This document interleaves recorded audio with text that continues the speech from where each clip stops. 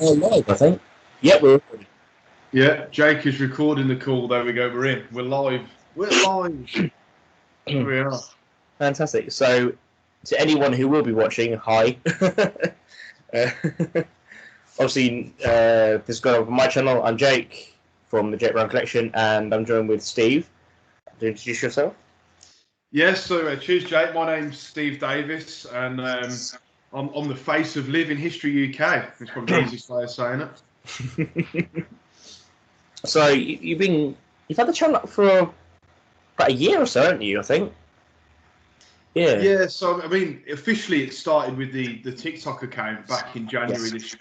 I've amassed an insane number of followers on there. Lord knows why. I think we're up to nearly 16,000 now. Yeah, I think it was 15. Yeah, literally just under 16k. I think so far on TikTok, which is crazy. It is mad because I never thought there'd be that many people interested in like military history as much as I am. You know, which is obviously a great thing. But yeah, the YouTube account's probably been up about 4 or 5 months now. Yes. I had a load of content sort of half baked, ready to go on there. But I need to get back on the bandwagon now and start recording some content because I've run a bit dry over the past week or two. So yeah, I think I'm one of those people. I'm really relaxed. I say, oh yeah, I'll have a new video up in this long, and then it's weeks go by and not. Oh crap, I haven't done anything. So yeah, it's a bit because I think mine's picked since I was sort of more regular, I should say, but the actual content I've been putting out is a bit more better than it used to be. To a point. Obviously, subscribers and views are picked up. I think still my most watched video is my power one from about 2 years ago, which is appalling. Like, really not happy with it, and a lot of the comments are like, "This is dreadful," and I agree, it is dreadful. But I think there's about 12k views on it, and like the video before and the video after are like less than 100 views. Yeah, that's like 12k because it's para, because it's the Falklands. So that was big blown up video. But yeah, so I'm gonna try and eventually redo that somewhere in the next year or so, just trying to get some things together and trying to find the proper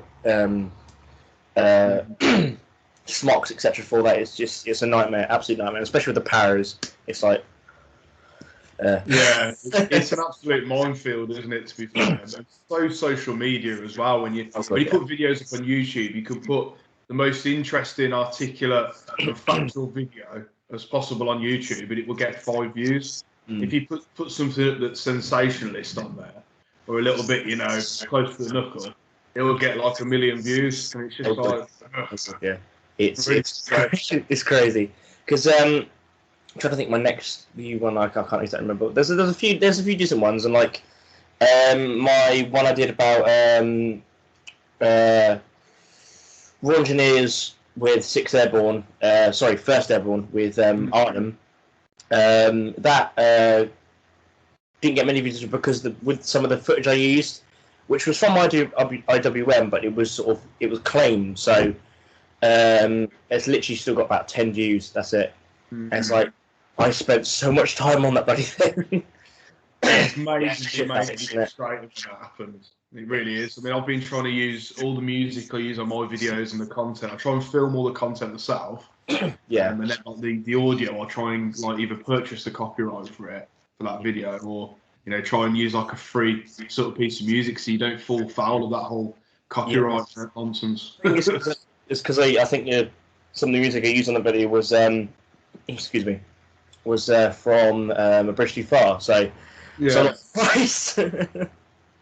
It is awkward, isn't it? But it is frustrating. But I think we're kind of winning the war, pardon the pun, in terms of like getting some decent quality sort of videos out there. And I mean, we only sort of crossed paths for the first time face to face the weekend just gone, didn't we? Haven't we? So, that's what's led us here now, isn't it? Yeah, definitely. And it was a bloody good weekend because my first time doing Great War, and it was an experience which it's getting me more and more excited for the trench event, which is in September. So I'm raring to go, and it was bloody good fun, and a good bunch of lads as well. Yeah, I completely echo what you said. I mean, I've organised the trench event, so I know what's going to happen. I know like these sort of scenarios and that, but nonetheless, I'm still like a bit of a kid at Christmas. I woke up this morning and I said to the missus, I said, 6 weeks today. And she was like, what? And I went, 6 weeks till the church event. It's like, come on, get with it. So I'm dead excited for that. But yeah, you know, what a bunch of guys. I mean, there was only, half of them on the event last weekend, still 15 of us. But great bunch of guys, all the same, you know, proper mentality, like an approach to living history as opposed to reenactment, which is, you know, massive gulf between the two, so to speak. Yeah, definitely. Yeah, and I did find it fun, like with some of the photos and the footage we got from the weekend, some of the comments on that, because I looked at the one on TikTok and I was like, it's brilliant. Yeah, that still makes me chuckle, because like it was brilliantly done, and then like with the filters and everything you put over it. It makes me think all those guys would be dead now. It's like, no, it's us. We're still here. So yeah, that did make me smile. I'm going to put the second video up in a couple of days on TikTok and try and ham it up a bit and see what other comments we can draw out of people. But arguably, it's moments like that make you kind of think, yeah, we've got that impression, you know, to a point. Yeah, and it did look bloody brilliant. It did really, really good. Yeah, it's like that jaggedy speed as well, where it's just a little bit too fast, you know. It just makes it pop, doesn't it? Yeah, that iPhone crank really goes, yeah. Yeah, absolutely. But we had a stonking night on the Saturday night, didn't we? Well, Friday night was good, but Saturday was brilliant. Oh, such a laugh. Sweet transvestite that stuck in my head all week. Yeah, and what a song. Although, to be fair, the main Rocky Horror theme that you and Dickie Townsley did was absolutely bob on. The footage is on the dark web somewhere, I'm led to believe. It will pop up on like XXX Hamster or Pornhub or some shit like that. Other platforms are available. Yeah. Just for advertising purposes, of course.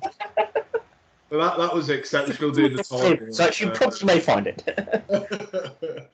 Oh, brilliant. But I mean, really enjoyed the weekend. And I think like the highlight of the weekend for me was probably Dickie Townsley's medical/first aid talk that he did on the Saturday. He did it so weird, because he does it for like schools and that, doesn't he? So, and yeah, it was so well done. He's used to working with kids. Yeah, definitely. We've got less intelligence than children, I think, that weekend. Oh, he's got things. No, no, it was really good. He got you into it as well and everything, and it wasn't just like monotone or whatever. So like some things you have from some people, but like it was really, really good, really, really engaging, and you really, really keep saying really. Got into it, so but no, it was great. It was absolutely great. It was really interesting. I mean, I took a lot away from his talk because you kind of foolishly think, like, you know, okay, all the guys advance over no man's land, and then like, you know, 50% of them get shot and a percentage of them die out, right, and the rest survive. But you never really get caught up in thinking, well, what happens to those guys who were alive for 12, 24 hours in no man's land? And you got your brain sort of engaging and ticking over. And I said to him, I said that was one of the best talks that we've had on one of lectures we've had on a living history event. I said, even though I did pop 2 buttons off my braces when I picked the stretcher up with Les on, I just felt it go ping. But it was definitely worth it. Think about those buttons, are they? Like, because were you using your the non-elasticated braces, the normal cotton ones? Yeah. Yeah. That's the thing. That's the only thing with them. That's like, because the moment you bend down, it gets like the worst one I got though was I was doing a helping out with Richard Fisher with the Vickers Machine Gun Association. Yeah. We were doing stuff with like rangefinders and that, and I was laying down and everything was sort of buttoned up and everything, and as I'd gone down, as I'd gone to stand up, I just heard this tear. And the button was still attached, but it had torn the back of my truck, the ones I got off you. Torn the back off, so I had to completely had to resew it now. It's just like, what a nightmare. But yeah, it looks great now, because I was debating whether I'd send them off to someone to get them done, but I managed to do it myself, so they look better. And I raised the buttons up a bit more, just so I had a bit more leeway to go. But yeah, then that was just like I looked around, I was like, crap, fun times. Of course, because you were one of the first people to order What Was Glory battle dress, weren't you? Of course, yeah. Yeah. I just remembered that now because they're opening their orders back up at the middle of next month. I've been told. Yeah, which is ridiculous. Order some stuff. Yeah, because they cut it off to the UK for a while, didn't they? Because of the whole thing. Oh god, nightmare. But yeah, it's good. That'll be good. I'm wondering if they'll ever go into Great War stuff. If they do, that'd be great. I spoke to I think it's the equivalent of their chief executive officer about it about a year ago, and he said that that's stacked out with battle dress and British World War II sort of clothing. That they probably won't ever get the chance to do it, but they are interested in making service dress as well. And I was just like, please do. I mean, the Soldier of Fortune service dress is actually really good at the minute. Yeah. Historically, it's been naff. It's not been very good. Yeah. But at the moment, it's actually it's pretty much perfect. Yeah. It's got about 80% now. Mm. Yeah, no, I agree. It's really good, especially when you get that proper. I think the service dress tunic I got was probably a size too large, but it's the way I managed to get it now. I managed to do the collar and everything, and managed to get it looking really good. And now with the original buttons on now as well, it looks bloody good. I think though, in the way of reproductions, because you've got like Carcon Campaign, their stuff's really good, and then you also have Sutlers as well. They're like the more upper end, and they're very expensive. And their stuff looks brilliant. It's that upper price bracket, especially when you're trying to get into it. You're like, yeah, I can just afford the tunic and nothing else. Yeah, I mean, you don't want to go splashing too much money out on things like SD, because when we doing the trench event, there's a very, very strong chance you'll be falling around no man's land. if you're doing like events where literally it's like parade stuff, that's great. But yeah, you don't want to be going in with a 200 quid. Just service tunic on itself is being like £200, and the trousers are like over 100 as well, and then getting torn to shreds or whatever. Yeah, it's not the best. It's always nice to have like one kit for best and one kit for field, which is what I kind of do in World War II. I've got like an old 49 pattern that's been converted. Use that for in the field, and then I buy a nice reproduction of battle dress for a bit of parade. You know? Yeah. No, I was with battle dress though. I was managed to get a couple of decent austerity patterns, a couple of them. So I've got a 44 one and a 45 dated one. The 45 dated one I've sort of I badged up for my Airborne Royal Engineers thing. So that's and then the other one, it's a slightly smaller size, is the one I'm probably going to be used for Monty's men, just because it's so well and it's decent enough. But that's why I got the reproduction trousers, because I thought trousers would be the first thing, would be more. Yeah, you get what I mean, though. Yeah. Absolutely. Yeah. I mean, Monty's men. I'm really looking forward to that, but I wish they'd sort a date out for it, because I've been invited to a wedding at the end of June, and I'm thinking I just really hope that Monty's men isn't at the end of June, because I won't be able to go. Yeah. To Monty's men, that is. But as far as I'm aware, it's normally in July. Generally because that's the period of time they want to be portraying in Normandy, as far as I'm aware. Because the last few events has normally been in July, just generally because it's that part of the summer. It's as far I think it's going to be then, because I think they know people are going to events and that in June and August, so trying to get in between. I think it was originally planned to be this July around.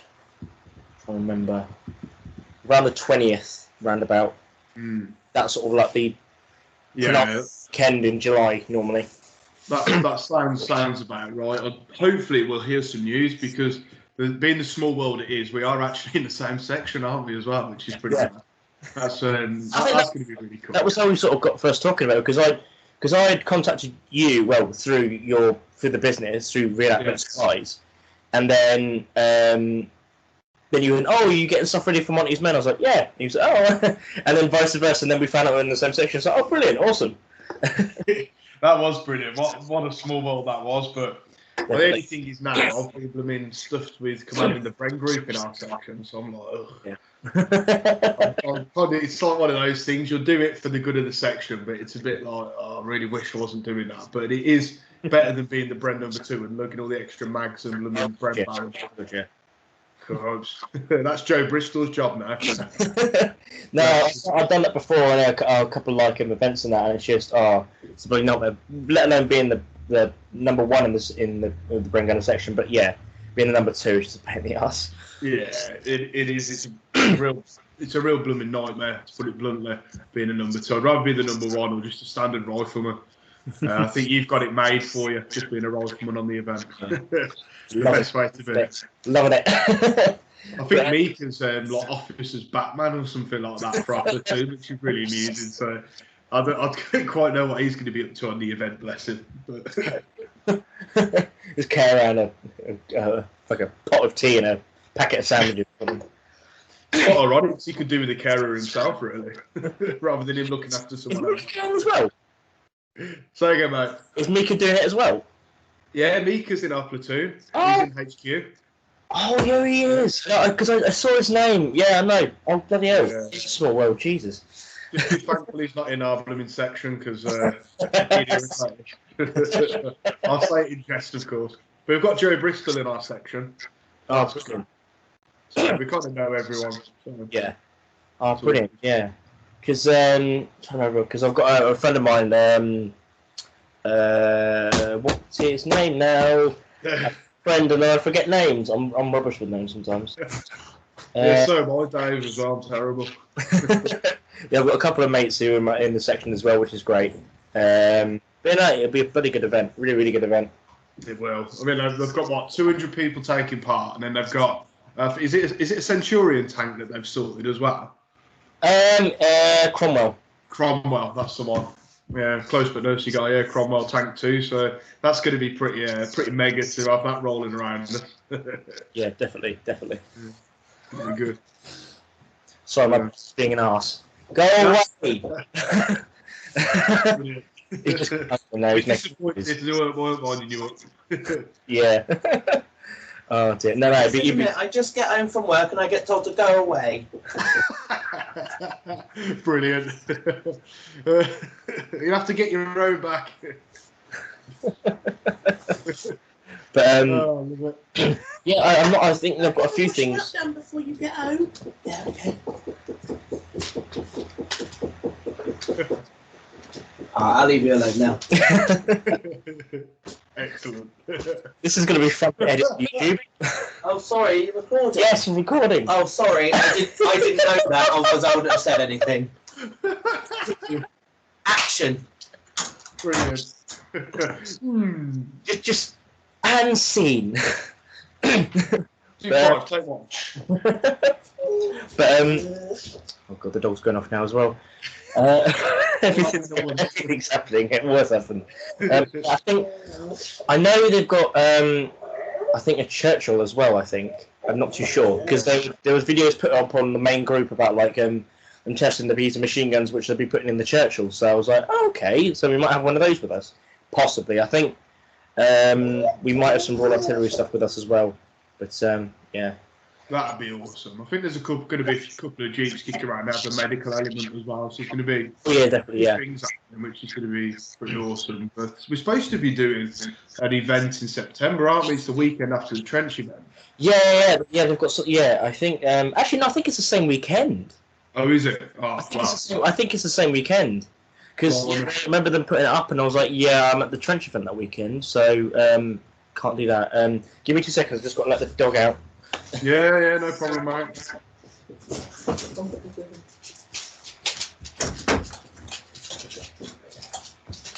And back. And you're back in the room. 3, 2, 1. You're back in the room. And you're back. Yeah. But, that's a real shame if it is the same weekend. I thought it was the weekend after the trench event, but I think it's.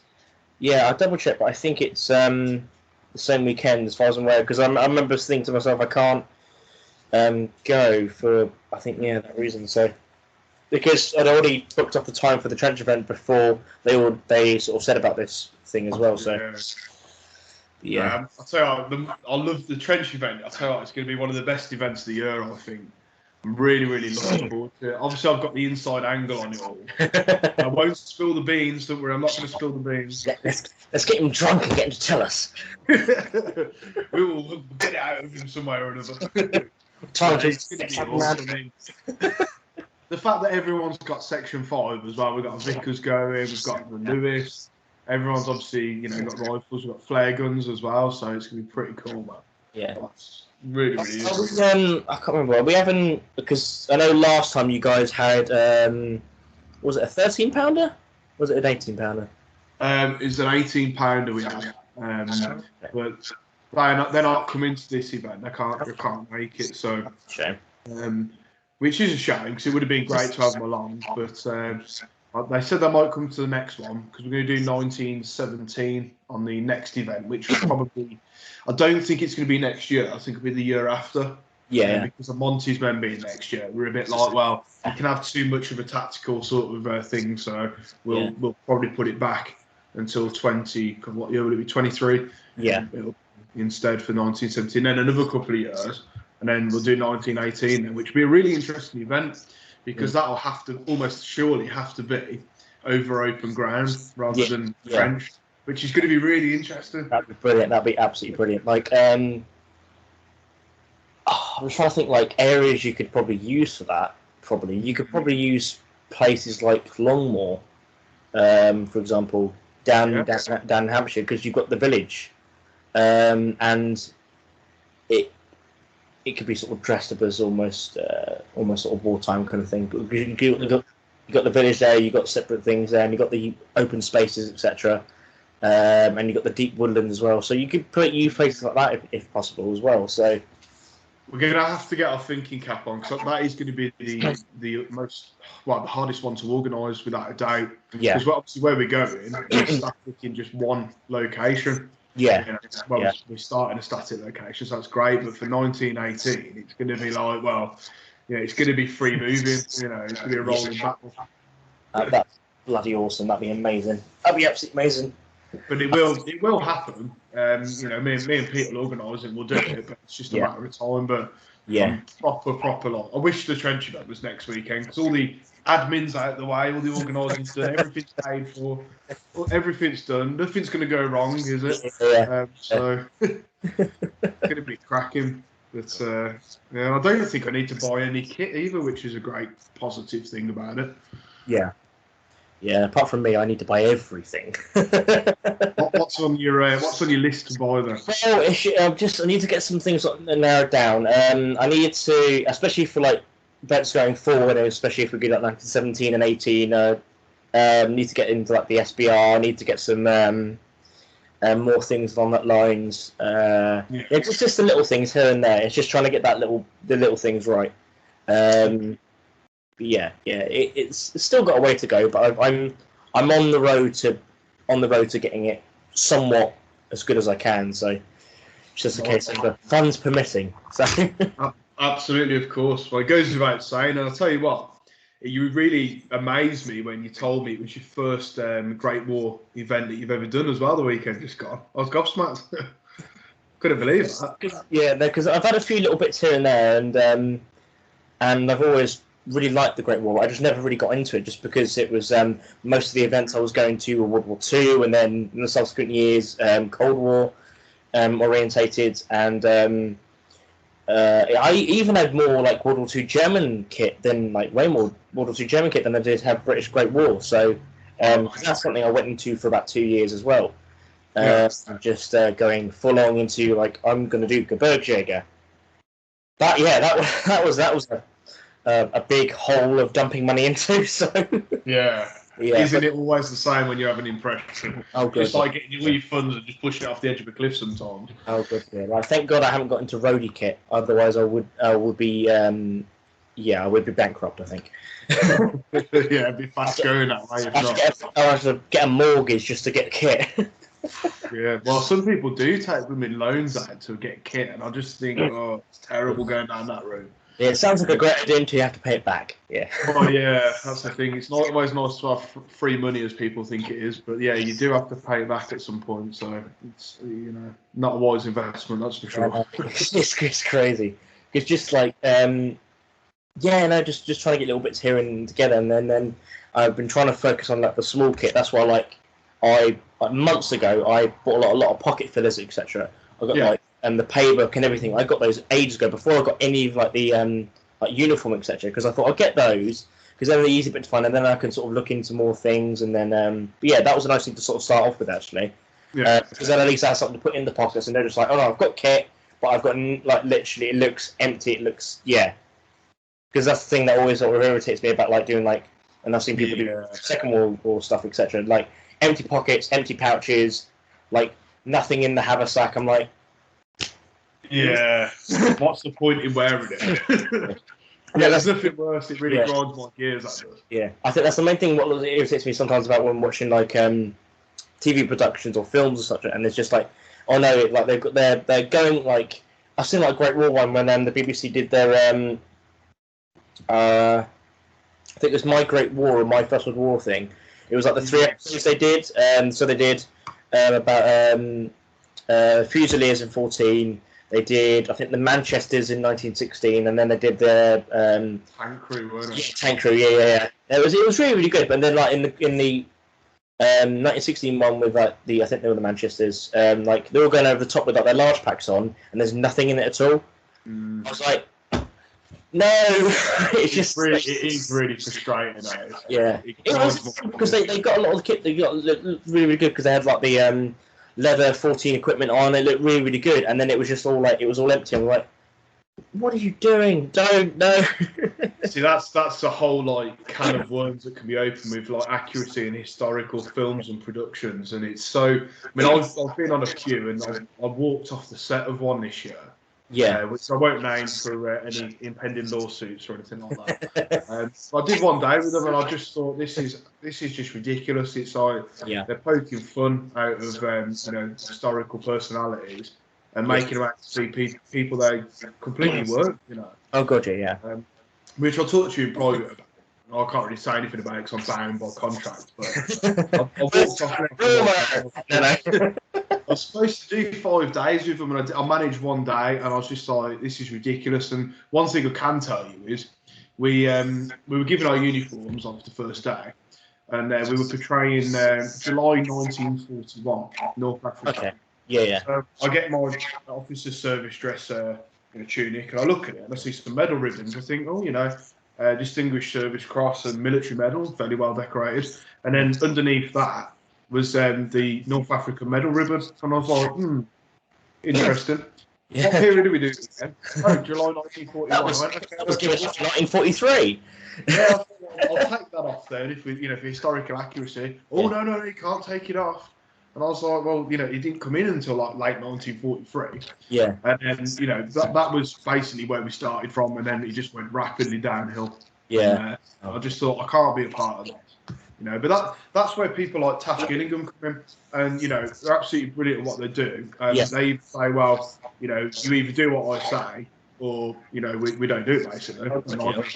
Yeah, that's what you need. Yeah, it's crazy because I've seen a few like that as well before. Like, because they wanted me. I was trying to get do stuff on when they were filming Dunkirk. Yeah, and that all went down the thing I wanted anyway. Previous, but I made a weekend of it and went up to Weymouth anyway. It was some of it was good, and then you sort of look at other bits of it. It's a good thriller. Don't get me wrong, it's a good thriller, but there's a lot of stuff which was just done so poorly, so poorly. So much better. I mean, look at the was it 1958, the original Dunkirk film or something like that? That is brilliant, absolutely brilliant. Like John Mills at his best, brilliant film. And it's like when they did I think one of the best sort of films about say Arnhem is Theirs Is the Glory. Yes. And it's so well done, and yes, some of the acting is a bit Oh, then again, these guys aren't actors. They're all those who were there, who were out on them, who were and like they're using like the still working hulks of like Panther tanks and that stuff for scenes, and they're actually blowing them up. Yeah, it's so well done. It is a cracking film. I love watching that. I mean, I love Bridge Too Far as a film because the production value is probably the easiest way of saying it. But you know, Theirs Is the Glory is so like raw and authentic. It's just like awesome. That is, you know, I love that.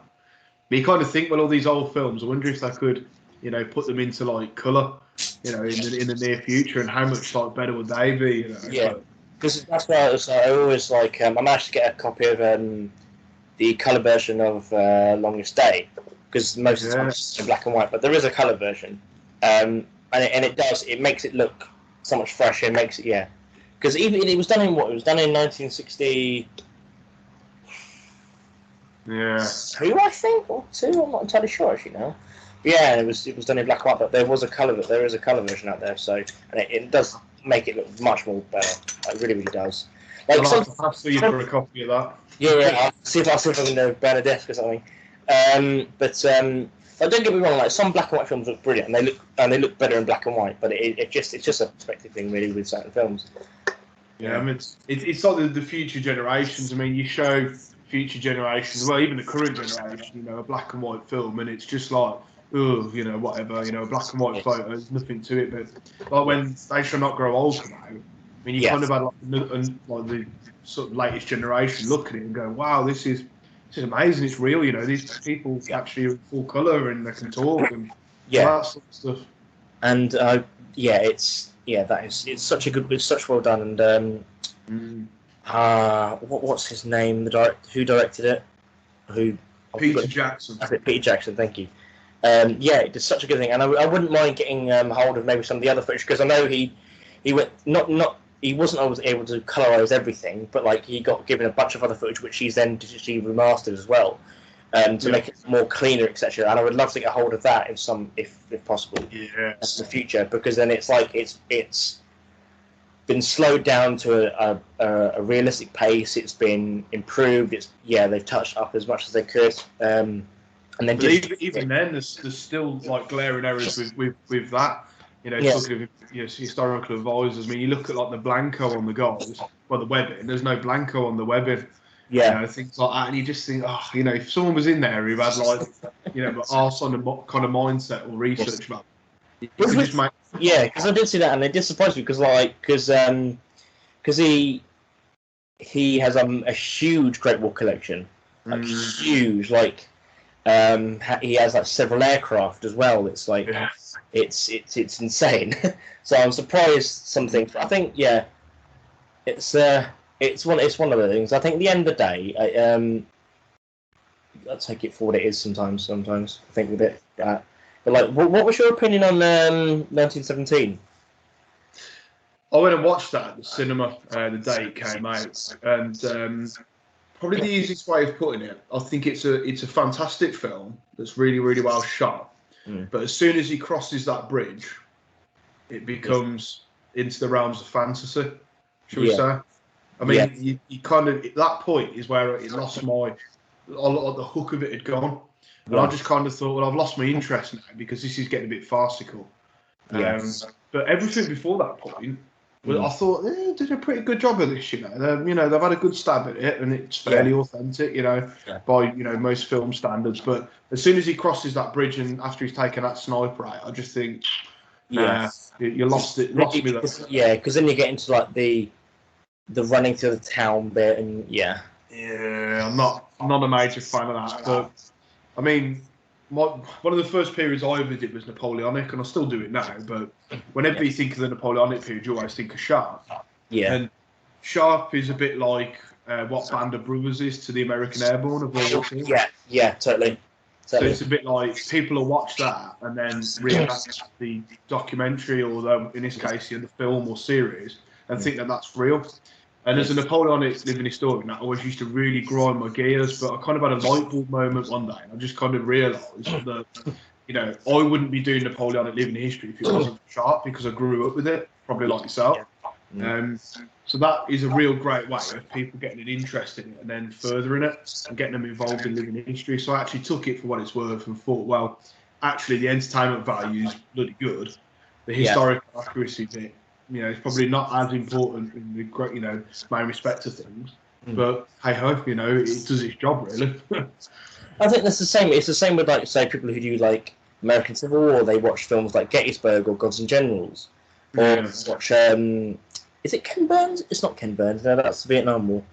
The sort of like the large sort of like several part, like multiple part like documentary about the American Civil War and like that as well.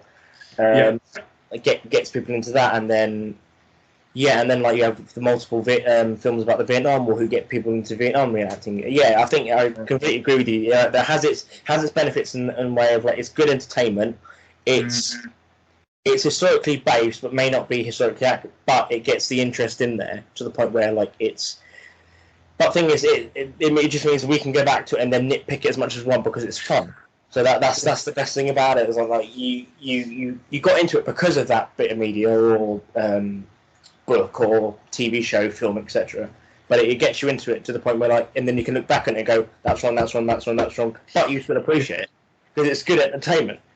Absolutely. I mean, it always has its pitfalls. It's a bit like Dad's Army, isn't it? Yeah. It's a fantastic comedy. Brilliant, so well written. You love it to bits. But as I'm sure you're well aware, anyone who reenacts World War II, oh, don't tell him your name, Pike, and all this. Oh, Dad's Army's here, and it's just like, oh god, Yeah. Change the record. I mean, that was the first comment I got from my uncle when I put up my new profile picture on Facebook. So that was just the first thing. I was like, "What a surprise!" What a surprise! It's really frustrating. But it's like when I've done like small events like at the Watercress line in Hampshire, which is like the main sort of train that goes from Alston to I'm trying to remember the last station now, but it has like several stations. And there's always a few people who come along who sort of come to it and do like the whole Dad's Army thing, but like there's guys who do like home guard reenacting, which is like really, really well done. And then there's people who like literally, oh, I bought this off Amazon, kind of thing. And you're like, oh, why? And there's like kids going up and having pictures taken. I was like, okay, I get that, but at the same time, it's like you've come to like a 40s event. Yeah. And yeah, but then again, people can do what they want. I agree with that. It's just it's like. It's two different things, but it's just coming from a position when you've been doing it for a while. You've put a lot of time, effort, money, research into like getting something right, and then like someone shows up with a £10 costume they bought on Amazon. And it's like, oh no, let's have a picture with them. It's like tragic, isn't it? Great, fine. I'm over here. I'm just having tea. It's fine. No, but yeah, no. End of the day, people can do what they want, but I think you can't. There's a certain thing to it, especially. But then again, you get into the other side of it, going into a rant mode here, and you got people who have been reenacting for quite a while, but they still put in as much effort as they did if they was just starting. If you get what I mean, in the way of like, I've had some people who've been like head of the group I'm in, or in the group I'm in, or in a sort of a high position within their group or whatever I'm doing. And they go, oh, I know about this, I know about this, I know about this, and then literally the proof isn't in the pudding. At the end of the day, it's a case of like, oh no, I'm doing World War II, I'm doing World War II British, and etc. And then like you've got everything is like post-war, and it's obvious. If you were just starting in the hobby and you trying to get little things, like I can accept that. But when you say been in for like 20 years and you say you're the all and end all of this topic, and then it doesn't. I think that's what kind of thing me from a lot of groups, I think, as well. And a couple of my mates as well, who we sort of like went off and ended up doing something else. It puts a bad taste in the whole mouth thing. And then it makes, when you've say got the head of a group doing that, it makes the group as a whole look like we don't know what we're doing. It's frustrating, just how it is. It's a whole case of you're only as good as your worst man's boots, isn't it? It's always exactly. Every group that I've been in, it's the lowest common denominator in that sense. But yeah, I mean, I completely agree. There's people I know in the hobby, not got World War II period accurate kit. They've done it for like 5, 10, 15 years. Yeah. And the one thing that always annoys me in like the living history world is when you get someone come along who's like, oh, I was in the army in the 70s, so I know everything about a World War II soldier, and it's like, it doesn't qualify you for anything, mate. You know. Absolutely different. Though I think they did that in one of the groups I was in. They did that, and like guy who'd been in, they appointed him the aficionado with regards to British World War II, and there was a lot of things like he knows his stuff to a point, but there's a lot of stuff he doesn't know. He's like, oh, you can't do this, you can't wear this, you can't do that. It's like, well, yes, you can. And it got really frustrating, really frustrating. And I was just like, no, I'm not doing this anymore. I don't do this anymore. Then I think that I went from there directly going into doing Geburtjag. Actually, went from there because we was doing a commando unit, and then went from there to So, and then from there I just started doing Cold War stuff as well. So that's sort of a thing on from there.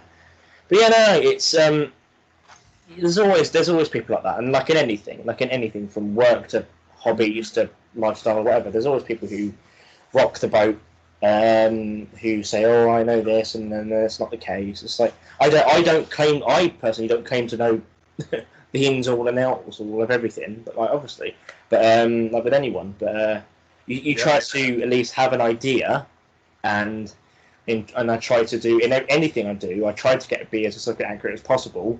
There's a lot of stuff where I've fallen short, like my para video, but I'm gonna have to watch that now. You've mentioned it. Oh god, it's dreadful. If you know anything about the Paras and the Falcons, I wish I never uploaded it. But I can't get rid of it anymore because it's like it's my most watched video. So I'm like, it's a sort of sense of pride, but a sense of regret. Yeah. So I think you should keep that video on there, and I think linking in with what you've just said, you know, the whole.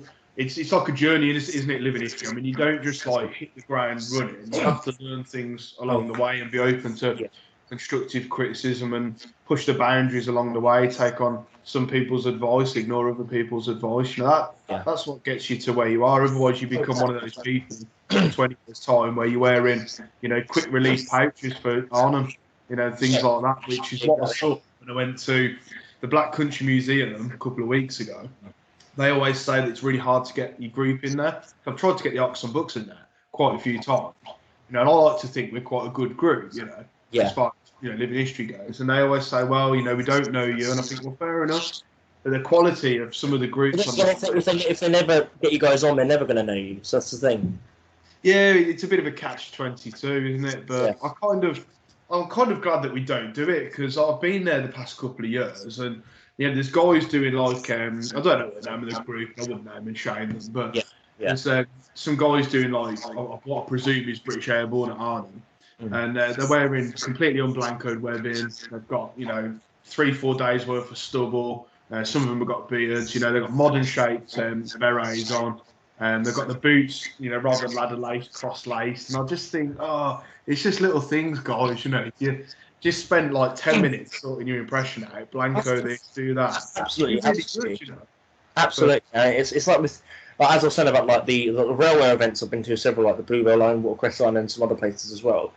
It's I see whole groups and there's like, it's frustrating. Like especially like the whole Blanco thing as well. It's like for a long time. Don't get me wrong, I did not Blanco my kit because I had no idea about it. I had absolutely no idea. Because I never probably got into it as much as I did like until like the past sort of 10 years or so. Yeah. And there were things wrong with it, etc. But I gradually tried to improve.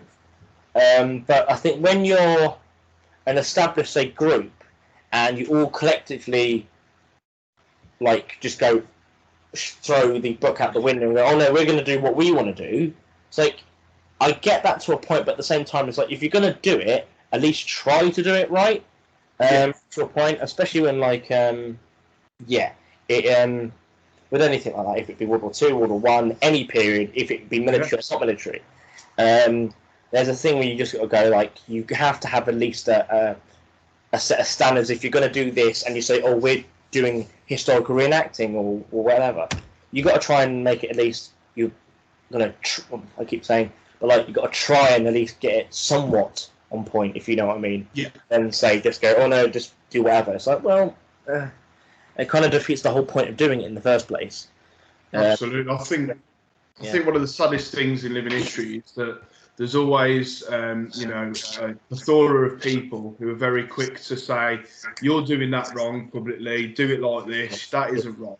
Yeah. There's always a dearth of people, and I think it's a crying shame, that won't stand there and say, actually, we don't know anything about Blanco.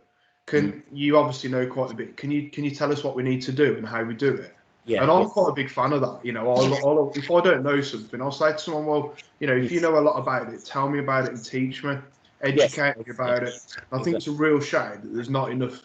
I think it's more like pride more than anything. Like, people don't really want to come across like they don't know anything, like it's a bad thing.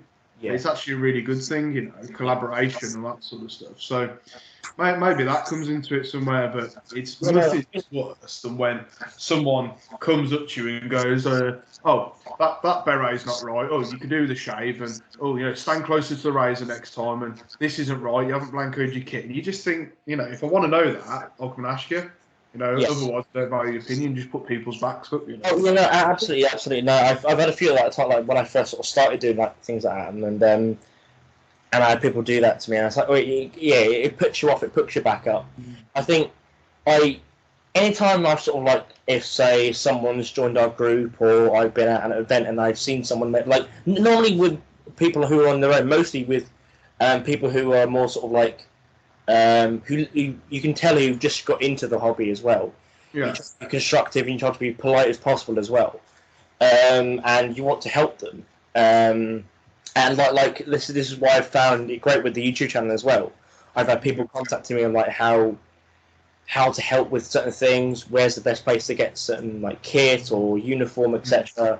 How to best adapt what you have as well, to best do what you need to do. Like I've had some comments about like they've got a 49 pattern kit, like battle dress, but they want to be doing World War II. I said, well, you can go into the whole getting reproduction stuff, but if you want to get decent stuff, which is acceptable along most reenactor lines, you want to be spending more money. But you can get like 49 pattern is still fairly cheap at the moment, depending. Yeah. It's fairly cheap. There's good places where you can get it converted. There's a place I've sent mine off to in Canada. Colin. Yeah, Colin. Yeah, he did my set as well. Yeah, and the stuff he produces is great. And I'm tempted maybe if I get another 1902 set or whatever in the future, I might send him a pair or whatever. To possibly have a look at. But must say though, have you heard of a company called Shoot and Scoot? Yes, run by Warren Reynolds, I believe his name is. Yeah. He started doing SD stuff. He's got SD tunics and trousers, so I'm tempted to buy a pair, and then see how it is, and if it's still a bit thing, I might send them off to Colin. So no, that's not a bad idea. Well, if you do that, let me know, because I'll be intrigued to see. Cause, I mean, as I say, Soldier of Fortune's all right. It's pretty good as things go, but it's always nice to have alternative options, especially if it's cheaper as well. Yeah, because the tunics are 70 quid and the trousers are 40. Oh right, that's a good price, that is. And sadly, he's out of stock of all his like 08 pattern stuff, but he was selling 08 pattern as well for a while. So, and it was fairly good price. So if he gets any more in, it's a good place to go because it's fairly decent. It's fairly cheaper, and it looks okay. And he's got a lot of good stuff on there, I must say. And he's got a lot of good stuff for like say Second World War stuff as well. So it's definitely a place to hit up for things like that. Yeah.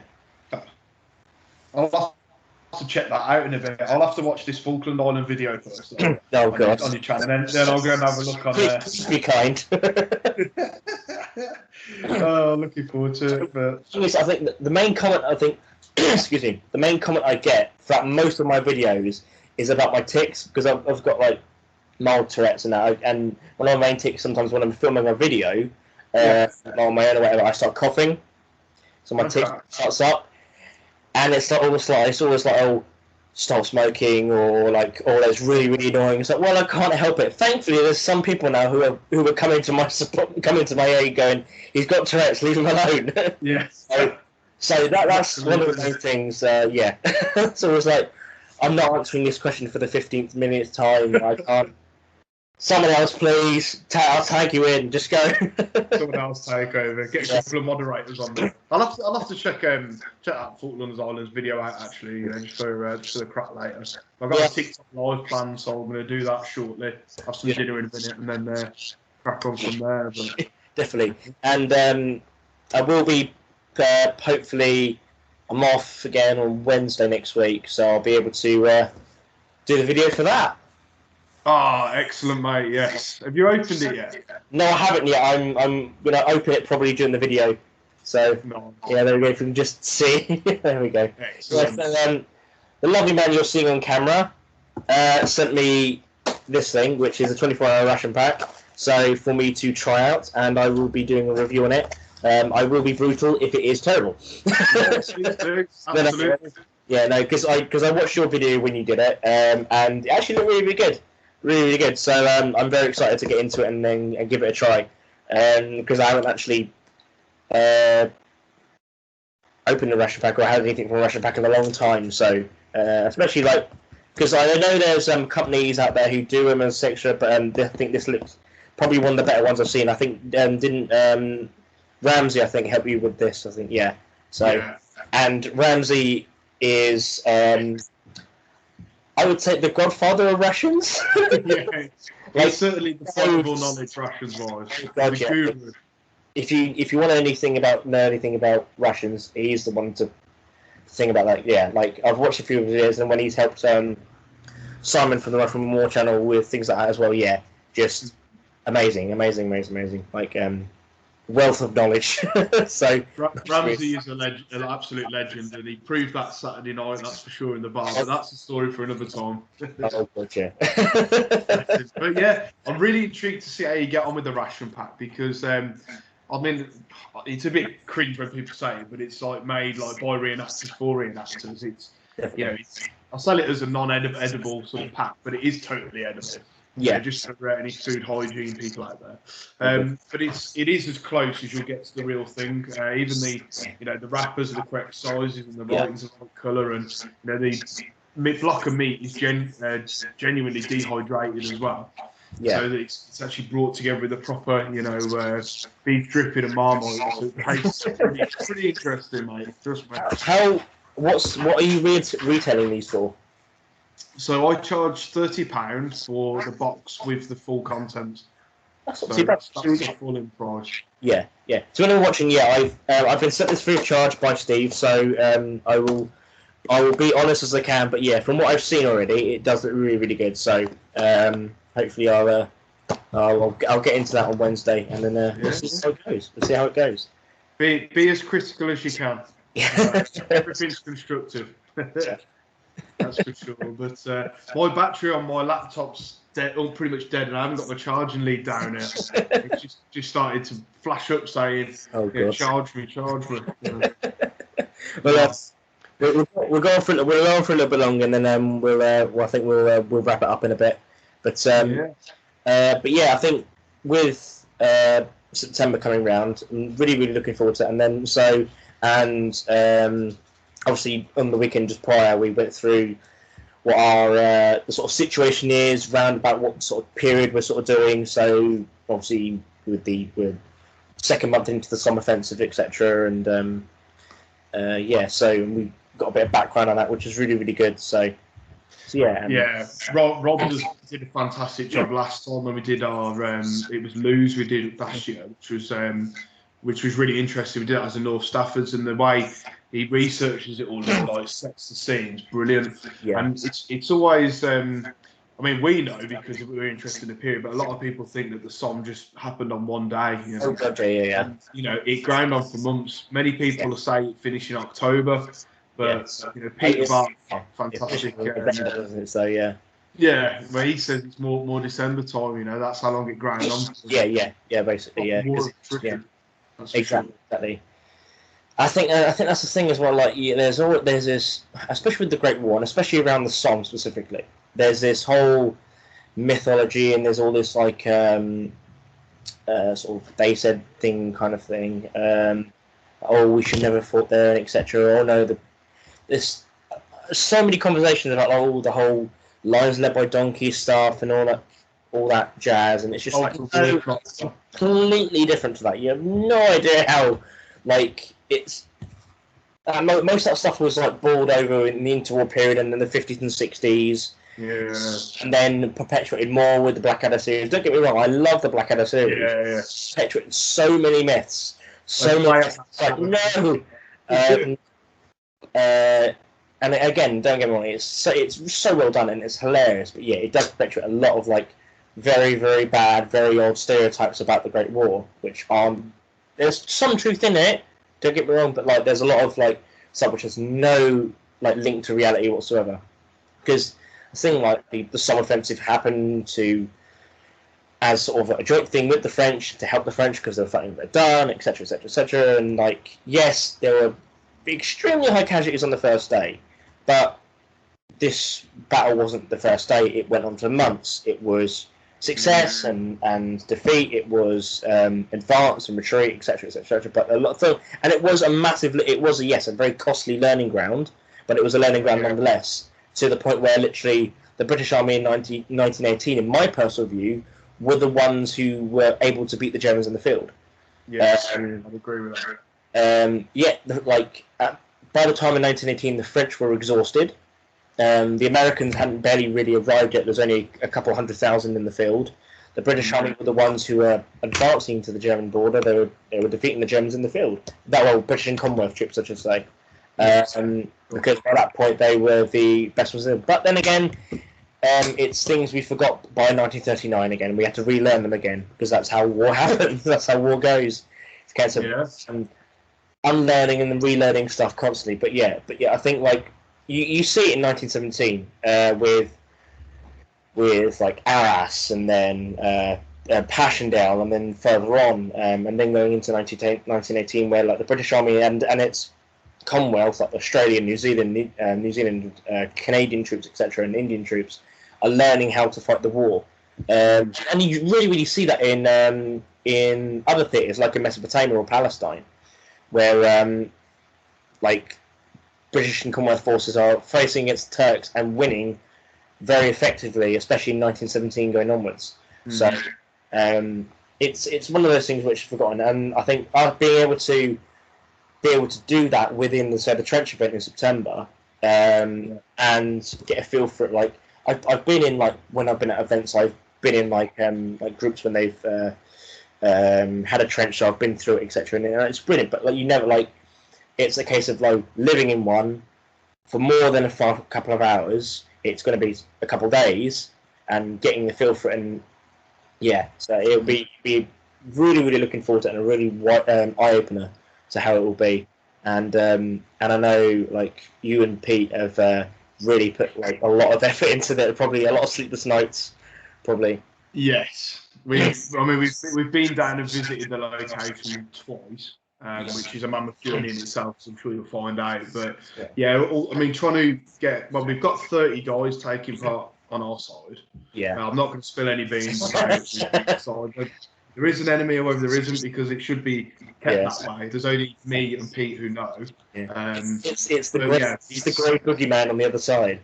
Yeah. It's been a mammoth undertaking, but it's one that we've kind of built ourselves up to. That's for sure. Yeah. We wouldn't do it if we didn't want to do it. And what we want to do is we just want to really provide the best experience for the guys taking part as possible. Really. Exactly. We just want to, have a really good weekend and get a sense of, what it might have been like as close as we can get, Exactly. Essentially. That's what we want to do.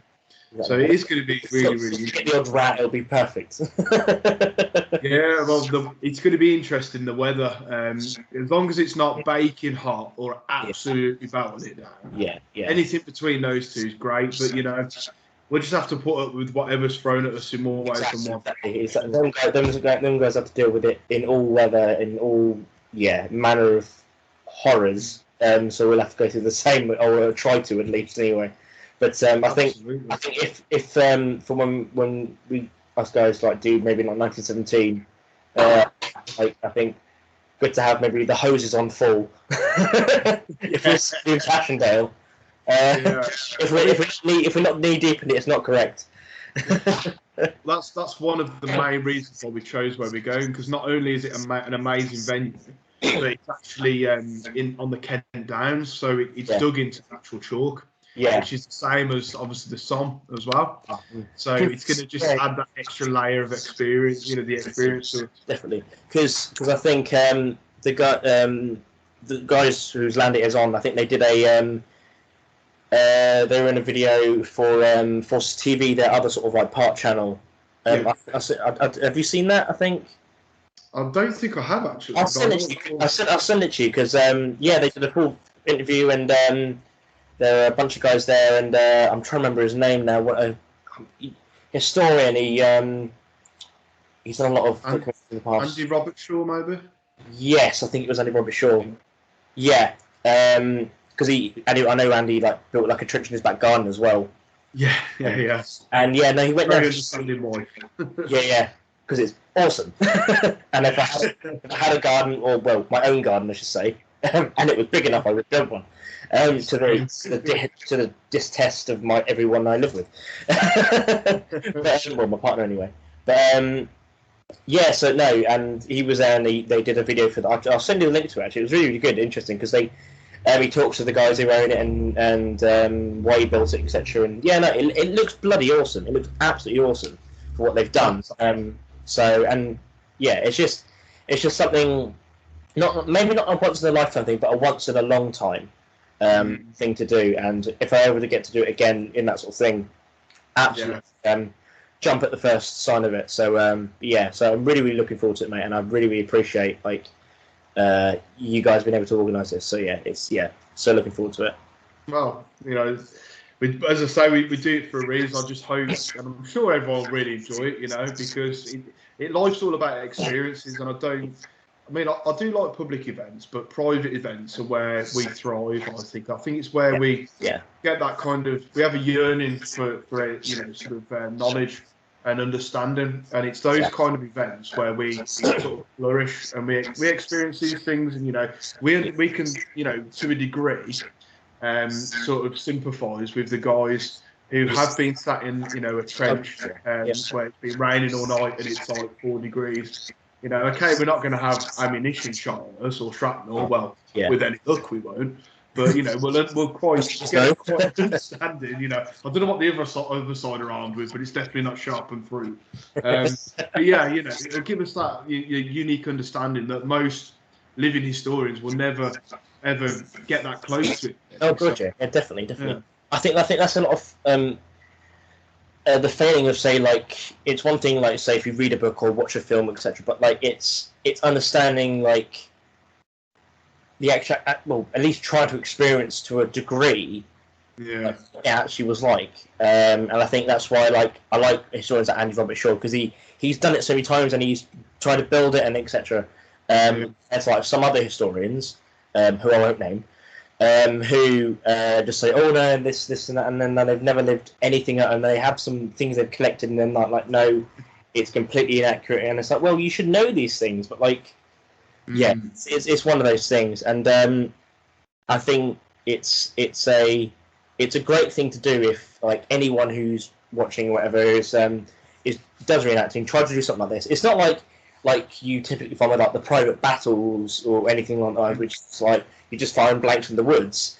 It's like with the Montys thing, like with the Montys Men trip next year. It's orchestrated, but it's there specifically to give the guys doing it the experience, or as close to the experience as possible, of what these guys went through, of what they did, what their lives were like, to a good degree, and trying to get some sort of recollection, sort of a connection to the past and connection to these guys as possible, really. So yeah, and that's what it's all about. And it is experimental archaeology, is what I always fondly call it. Because you can buy all the kit from traders, you can pick it all up, but until you've put all the kit on and you've spent time wearing it, you don't understand things. I mean, we were talking about, the first day of the Somme, that myth, they were told to walk, not run. Well, okay, they were told to walk, not run, but it's not because, they wouldn't be able to, they didn't have to run, sort of thing. It's because if they did run, they'd be absolutely shattered after about 40 yards. Yeah, and it was perfectly perfectly reasonable to say that as well. It was like there was no other way, and to be honest with you, the whole walking thing as well. Like there was technically it was actually only a small proportion of the guys who actually who actually walked as well. Most guys sort of went over. They walked for a short while and then went to sort of a jog for the last few yards, depending on the distance as well. Yeah. Depending, like a lot of the PALS battalions, generally they were told to walk because one, they weren't as trained as sort of the guys who volunteered or been in earlier. There's not one like, oh, this was the first day of the Somme. There are so many different stories throughout the whole of the front line. And there's different stories from, say, like the sort of the Ulster Division or like the 29th or anything along the lines. There's different stories throughout the whole thing. Different objectives were taken. Guys who were more experienced didn't do as well sometimes as, say, some of the PALS battalions, but and vice versa. And then you've got a completely different story below the south of the river as well with the French. And then some of the advantages of like some of the British nearer to the river as well were better than some in the north. It's there's a very good podcast I've been listening to on Spotify actually. It's called the Great War Podcast. It's an American guy, but he did like a I think it was like a 13-14 part like thing on the Somme from a series. So like he's been doing it for like a good few years now. But he's got like a 13-14 part bit about the Somme. He spends about I think 5 or 6 episodes on the first day, and the rest of it is about like the rest of the battle as well. It's really, really well done, really, really good. Okay. I'll put that on the to listen to list then. That sounds great. Yeah, I'll link to it actually as well. So if you find it. That would be cool. And it was really, really good listening to. And he's got like a Patreon as well, and does like other videos about other bits in the war and like neutral nations as well. It's a really, really good, well in depth thing. And I can't wait until I get around to do like when he does a bit about Passchendaele, and that'll be good as well. But yeah, that's it's the Somme, and especially the first day. It's a very, very complex thing. You can never just say, oh, they just all walked over the top and they were all slaughtered and everything by machine gun fire. No, majority of them were killed as they just got out of the trench, or were killed by artillery, etc. There were gains made. There were units who managed to hold on to what they'd captured for 24 or 48 hours, but then pushed back with counterattacks. And there were other advances literally within, say, 2 weeks of it as well. So, yeah, it's a massive thing. And it's never just the first day. No, it's a several-month slogging match of attrition, which was a learning ground for the... Yeah, it's... yeah, definitely.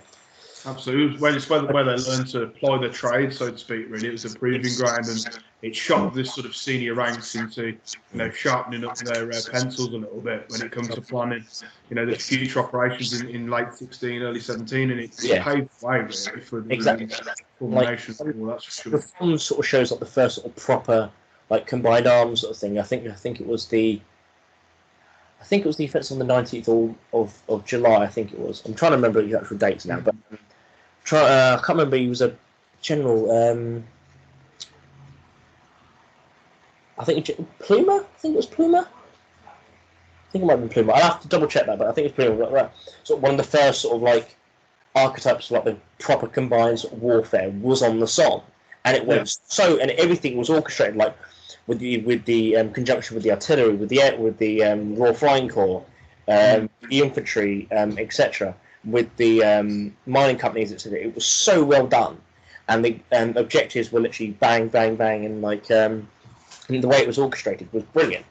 And that is the learning ground, which expands and then leads on to big successes in 17 and 18, etc. So yeah, and I think doing the trench event will give hopefully me and the other guys as well, and some sort of like, holy crap, it's different. So like being in kit like we were on the weekend, just like in a barn or like just standing up in the open field is different to like, no, you're wearing that now, all your kit, all the equipment, all the weight, you're now in a ditch, you're in a trench, you've got it's a mental thing of like you've now got to try and live and accompany yourself to, you're now in a 4 foot wide, 6 foot deep trench, and now you've got to live like that. It's like it's a whole You'll find it really interesting because you haven't done an event like it before for World War One. That is, you'll find it interesting when you're in the front line that you can't take your webbing off. So like, if you want to go to sleep, and you're not on stag, you have to sleep in your full kit. Like pretty much basically cuddle your rifle, and that is such a weird thing, but it's a great way of getting into the mindset of like what those guys went through and what they had to do and what was expected of them. That's for sure. But like little things like trying to shave in a trench system and like wash and care for your feet, things like that. Like your daily sort of like home economics in a way. It's like keeping yourself self-sufficient. You can understand why blokes went down with things like trench foot, not just because of being knee-deep in water like it was throughout the whole of the First World War, according to some people who studied the First World War. But the fact that they just couldn't be asked to take their puttees off and their boots and wash their feet, change their socks because it's a ball out, and the weekend just gone. I had my boots and puttees on for the whole 48 hours of the event. I've got like where the puttees and the trousers have basically bruised my leg because I had them all weekend. Yeah, and it's still there. I've got like 3 like parallel lines going up my legs. Deep on vein from those just will never catch on. It's great, isn't it? But it's things like that. I mean, you just you wouldn't ever appreciate it if you didn't put yourself through an event like that. And when we did our last one, there was probably about 35% of people who just said that they couldn't hack it, for want of a better word. I don't think less of people who bum out. I take my hat off to people who put themselves forward to get involved in an event like that because it is really hard, and from a modern mindset and perspective, all our creature comforts like central heating and, a kettle where you can just go and boil your tea or go into the oven and put a nice hot meal in. It's so much luxury in comparison to having to be self-sufficient. But it's all in the preparation and event like this. It really is. If you've got to think ahead, like what's the worst thing that could happen other than number 2 running down your leg? Well, the worst thing that could happen is you get soaked to the bone. So how are you going to remedy that? Well, get yourself a little trench cooker, change of undergarments, things like that. That's you just got to think ahead. Worst case scenario all the time. Exactly. And you got to try and put your mind into the heads of the guys who were doing it for real, etc. And like a lot of these guys, especially not so with like the volunteer sort of force that signed up in 1914 at the Great Epic War, like a lot were from the working class, etc. But a lot were from the middle class as well. So there was an accumulation of that, and then like for a lot of guys going to the army, this was the first sort of like first new pair of boots they've ever owned, etc. And like for some of them as well, who come from say an even poorer background, this was the first time they've had food, like same food and like decent enough food, like on a constant basis any time in their life. Like some of these lads, etc. Like if the war never came around, they might have gone to the workhouse. And it's a case of like now they've like they feel something, they're like a part of something, and they're, even though for a lot of them, yes, it was hell, but at the same time, a lot of them remarked like it was probably the best time of their lives because they had a group of people around them they were friends with, they were pals with, etc. They were getting fed. Sometimes, sometimes food doesn't get up to the line, etc. and water, depending on a certain part of the war. But they were getting fed. They've got a uniform. Sometimes, and depending when they go back, it will be cleaned, etc. It's a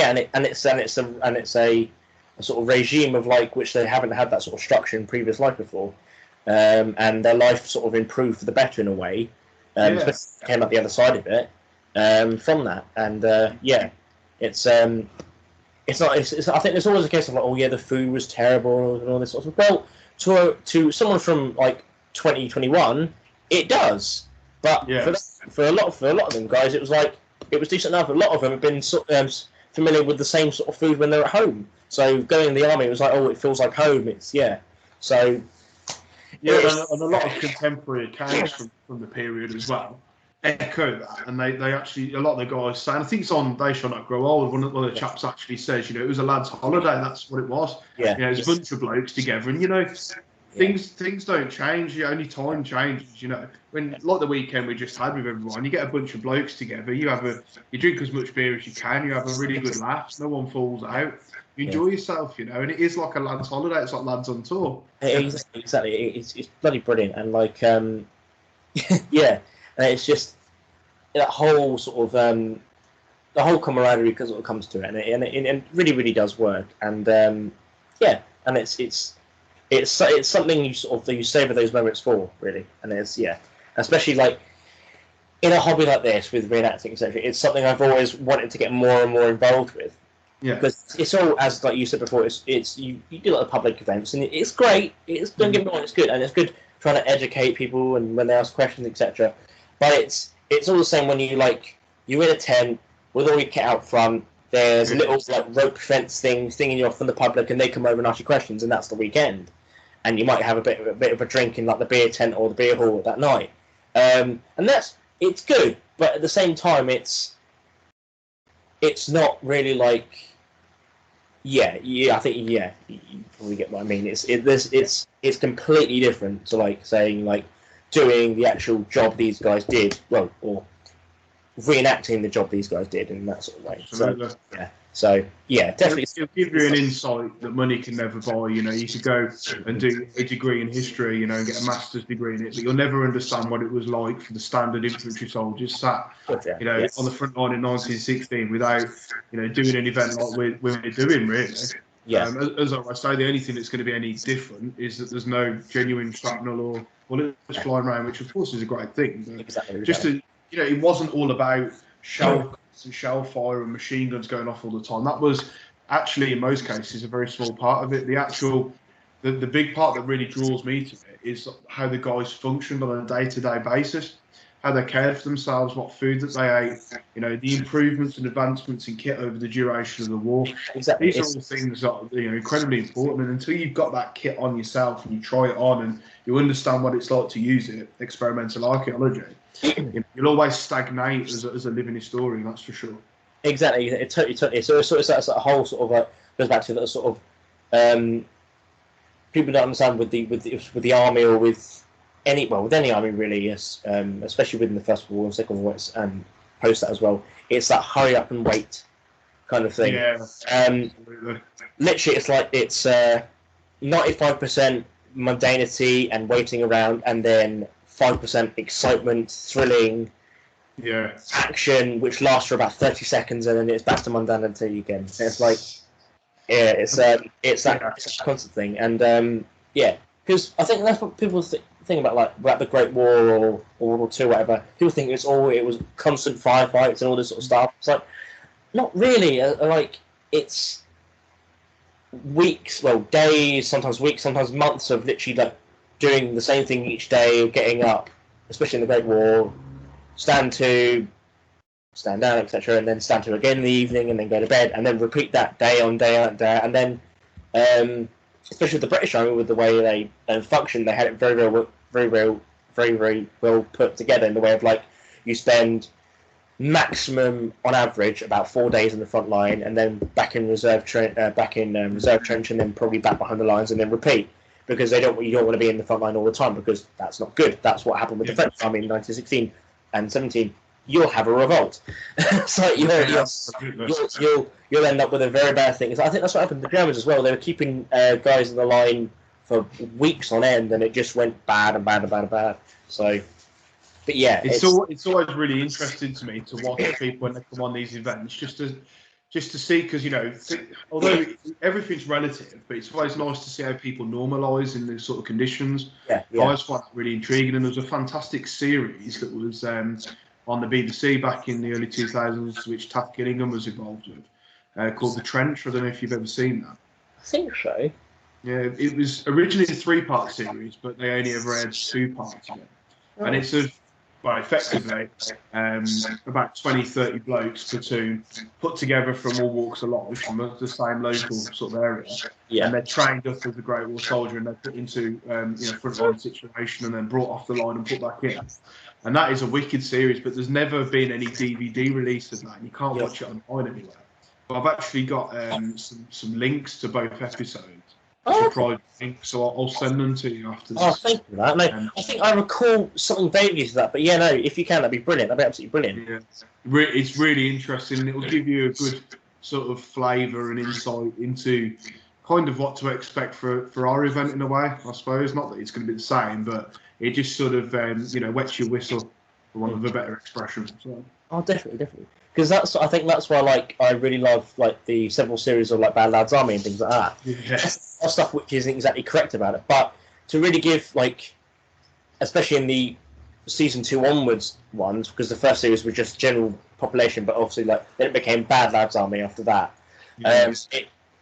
Yes, it's trying to get these people on a better path at the same time, but at the same time, it's it's giving you a good history lesson at the same time. Mm-hmm. Yes, I know there's, as I said, there's a lot of stuff wrong with it, but at the same time, it's brilliant. It's really, really well done. It is, yeah. It is really interesting. I mean, I found those series great, and I mean, it's kind of Bad Lads Army is what they kind of did with the Trench. It was like a bit of a forerunner to that. So it's a cracking little 2-part sort of series, if you will, to watch and get an insight on it. That's for sure. So I'll shoot you those links over once we've. That'd be good. Great subject actually, because I've been, especially getting into this with the Great War properly, in the past years, with build up with all this sort of thing. I've delved into more stuff, and I'm trying to find little bits here and there, and I'm really, really snapping up anything I can find. So of it, just to get that sort of. Because once I'm set on something with this hobby, it's it's everything. everything else is a blur. It's just this one thing. It's like when I was doing my Gebirgsjäger stuff, everything German. I was just looking into so much and trying to get bits here and there. Yeah, if I go into it, I go into it with full whack. So yeah.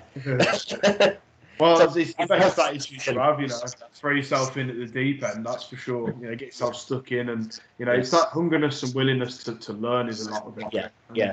A lot of people who are sort of interested in this period and reenact it, they could take a leaf out of that book, to be honest, for the better of us all. Absolutely. Nice to see. Yeah. Absolutely. Right. I think oh god, we've gone on for about almost an hour and a half now, so. Yeah, we've put the world to rights. Yeah. In the living history world, that is. Come on. There we go. Guest appearance. Brilliant. Oh. So, you've been on this for an hour and 25 minutes, or my belly tickled. Excellent. Yeah. Right. So, thank you so much, and if you want to put this up on your channel as well. Yeah, thank you. Will do. So if anyone is watching, thank you for staying for the hour and a half of me and Steve rambling on, but mainly me. But it's been really, really good chatting, mate, and definitely have to do this again, I think. Absolutely. In the future, do YouTube live or even a TikTok live thing, anything along that lines. That'd be really good. And again, stay tuned for the video. Hopefully we'll be trying to upload, film it and then upload it the same day. So Wednesday next week with the ration pack. So super. Well, I'm really looking forward to seeing that, and I really appreciate you asking us to do this video. And I'm looking forward to seeing. We'll have to sort something out pre-trench event, the week before the trench event. definitely. We'll have to have a bit of a live stream or something, and then we'll do one after as well. Definitely. I think if you could, if we do I think maybe either do live stream or do maybe with scope maybe again. Try and get a couple of the other guys in, maybe Pete as well. Oh yeah, do a group kind of thing, which would be really, really good. Yeah, we'll have to have some form of disclaimer or warning of Pete Neal being on video. You never know what he's going to say or do. Viewer discretion is advised. Yeah, absolutely. Yeah, I think you need more than a PG rating on it. I think 18 very much. Have a music warning as well. Oh, God, bless him. You got to love him. Yeah. This video is not to be shown to children under the age of 21. Yeah. Excellent. Well, cool. On that bombshell, then, mate. We'll conclude. You take care, mate, and really, really looking forward. And again, hopefully we can do something before the event, and also the event will look. It's going to be brilliant. It's going to be brilliant. It is going to be brilliant, mate. It is going to be wicked. So yeah, we'll sort something out, mate. Yeah, absolutely. Yeah, definitely. Right, I'll catch you later, buddy. See you, mate. Cheers. All the best. Ta.